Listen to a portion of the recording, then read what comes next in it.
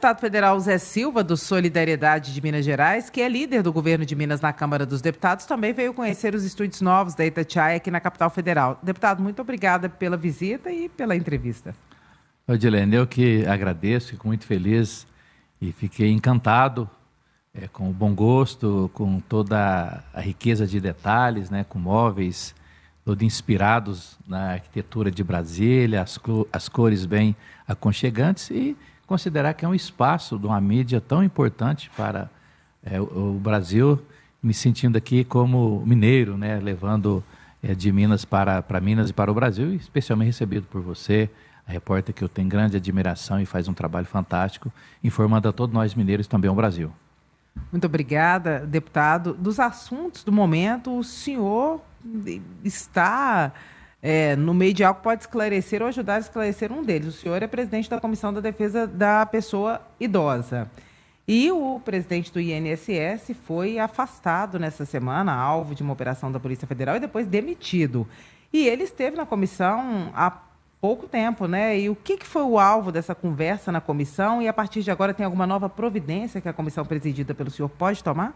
Olha, Dilene, eu, assim que assumi a comissão, levantei os principais problemas que afetam uma população que é 15% da população brasileira, que são as pessoas idosas, e o principal problema são as fraudes. São 6 milhões de aposentados que têm suspeita de serem fraudados aí nos últimos anos, as filas do INSS, e com esses dois temas, eu estive com ele, inclusive, na terça-feira, antes, né, da operação que aconteceu na quarta-feira, pedindo a ele quais as medidas que o INSS tinha tomado e o governo tinha tomado para evitar que essas fraudes. Porque assim que eu assumi, eu já recebi, ao pesquisar as informações, ver que entidades do Brasil inteiro mandavam só o nome do aposentado e o número do benefício, já fazia o desconto. E a entidade era responsável de ter lá a assinatura autorizando. E como as reclamações são inúmeras dessas fraudes, além das fraudes também de financiamentos, né, de tomar o benefício da pessoa idosa.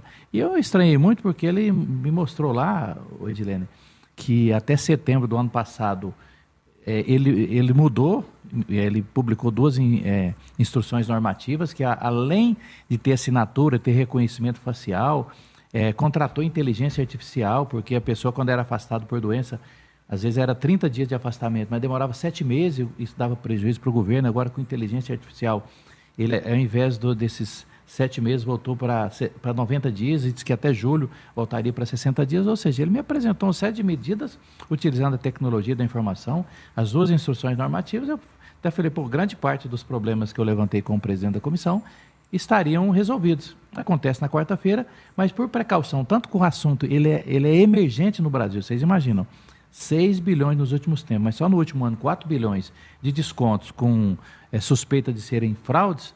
Eu já tinha aprovado, junto com o deputado Áureo, que é o líder do Solidariedade, uma audiência pública que vai acontecer terça-feira às 14 horas, onde estarão sendo ouvidos o INSS, o governo, a Controladoria Geral da União, a própria Polícia Federal, até para essa função que eu assumi, é uma missão como presidente dessa comissão tão fundamental, tem a responsabilidade, junto com os deputados, de fazer leis que sejam mais duras. Eu apresentei em 2011 um projeto de lei para que todo ano essa autorização fosse renovada, que eu conheço ali os sindicatos de trabalhadores rurais e outras entidades, e sempre tive essa suspeita e sempre recebi essas reclamações de fazer o desconto sem o aposentado autorizar.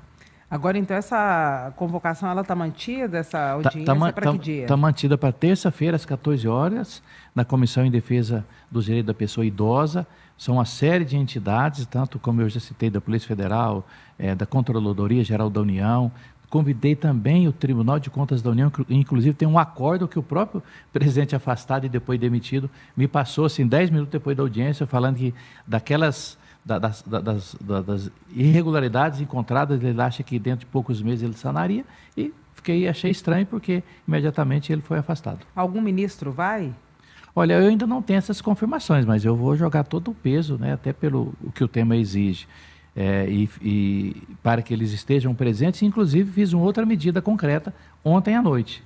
Coloquei um requerimento de informação, que é uma ferramenta dos parlamentares, do deputado, dos senadores, para o ministro da Justiça, Lewandowski, para o ministro Vinícius, da Controladoria Geral da União, e o ministro da Previdência, o Carlos Dô, para me falar primeiro quais essas entidades elas têm esse acordo de cooperação, que chama de cooperação técnica, se é técnica para fraudar, né?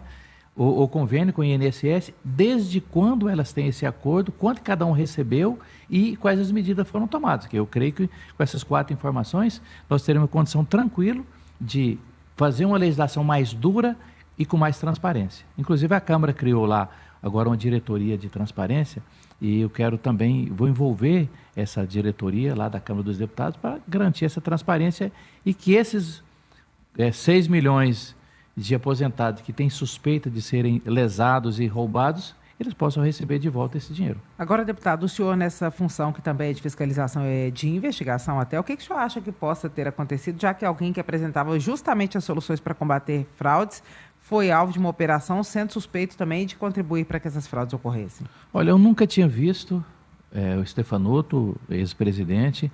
Eu vi que ele tem uma carreira de procurador-geral da Fazenda há mais de 20 anos. Naquela audiência, me pareceu que ele tomou medidas que são enérgicas, concretas, como 2 instruções normativas, e ele me mostrou também da questão da racionalidade, quando ele colocou inteligência artificial, que ele deu celeridade e deu mais eficácia na utilização dos recursos da Previdência. Eu não sei o caminho que pode seguir. Agora, com certeza, ele vai ter que se explicar, né? Das entidades chamadas para essa audiência, alguma delas está nessa lista prévia que já saiu na imprensa como sendo possíveis fraudadoras? Bom, eu coloquei no requerimento todas as entidades e eu estou na fase de confirmação. Quais, inclusive, eu acho que devem, aproveitar esse espaço para se explicar, porque todas emitiram notas que está dentro da transparência, que está tudo legal. Então, se está legal, eu acho que nenhuma vai ter que se recusar a participar da audiência pública. Agora, deputado, uma questão que é recente, que é cara para Minas Gerais, principalmente para o Triângulo Mineiro, tinha algum risco de desabastecimento de água lá em Uberaba? Porque parece que teve uma medida recente que foi intermediada pelo senhor que pode resolver essa questão, que era uma preocupação antiga, né? Olha, Edilene, eu falo que um deputado federal, na atuação em cidades do Porto de Uberaba, ele não deve viver das emendas, mas ele tem que ter força política para articular essa ponte entre a demanda legítima do município e o governo federal. Isso que estava acontecendo em Uberaba. Na seca, vários dias sem água, inclusive no período eleitoral não tinha água lá, a prefeita candidata à reeleição e foi reeleita. E eu precisei atuar como bom mineiro aqui, fazendo essa ponte para que o ministro da Fazenda pessoalmente pudesse avalizar um empréstimo de 411 milhões para Uberaba, de um agente financeiro sul-americano, que vai resolver a situação das perdas que Uberaba tem. Você tem uma ideia, Edilene? O Sudeste brasileiro, todos os estados, tem uma perda de 38% da água que é captada para levar até as casas das pessoas. Quando a prefeita Elisa e toda a sua equipe assumiu, tinha uma perda de 51%, ou seja, de cada 100 litros de água, eu perdi 51. Ela conseguiu baixar para 47, mas mesmo assim não resolveu. Então esse projeto vai garantir uma rede adutora de 28 quilômetros, que vai buscar água no Rio Grande, que é um rio caudaloso. Uberaba está previsto crescer 150 mil habitantes nos próximos 30 anos, então vai resolver essa questão da água para os próximos 30 e mais 100 anos. Uberaba vai poder passar para 460, 450 mil habitantes. Vai fazer uma nova estação de tratamento de esgoto, que vai permitir também esse crescimento para 100 anos. Vai revitalizar os parques da cidade, vai fazer 50 quilômetros de ciclovia, vai fazer calçadas também, 50 quilômetros de calçada dos bairros mais carentes, e principalmente Uberaba está sendo um polo de atração de investimentos internacionais. Então vai fazer uma melhoria no acesso ao distrito industrial, e tudo isso só foi possível graças a um bom projeto, mas também eu, como parlamentar, de ter a força política de mostrar para o governo federal que ele precisava avalizar esses mais de 400 milhões para deixar o maior legado na minha visão que um prefeito já pode deixar para Uberaba, que é preparar a cidade para o futuro, pelo menos mais 30, 50 ou 100 anos. Deputado federal Zé Silva, do Solidariedade, líder do governo de Minas na Câmara dos Deputados, muito obrigada pela entrevista e pela visita ao novo estúdio da Itatiaia. Gilene, eu que agradeço a grande oportunidade de poder conhecer esse espaço tão fantástico aqui e com certeza aqui um templo da comunicação que vai poder dar transparência ao trabalho dos políticos, das pessoas nós que estamos aqui em Brasília, como vocês já fazem muito bem lá nas Minas Gerais, em Belo Horizonte.